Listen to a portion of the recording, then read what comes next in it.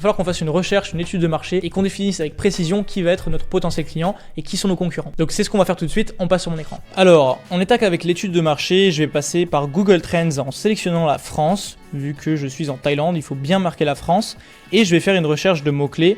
Donc ici, massage cervical.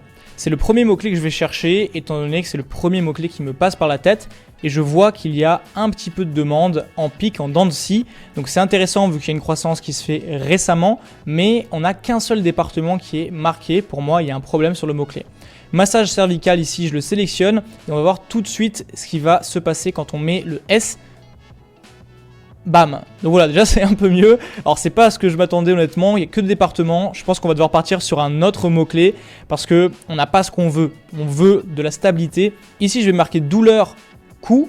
On va voir si on a plus de demandes. Et oui, donc là c'est intéressant de voir que le massage, c'est pas quelque chose qui est recherché.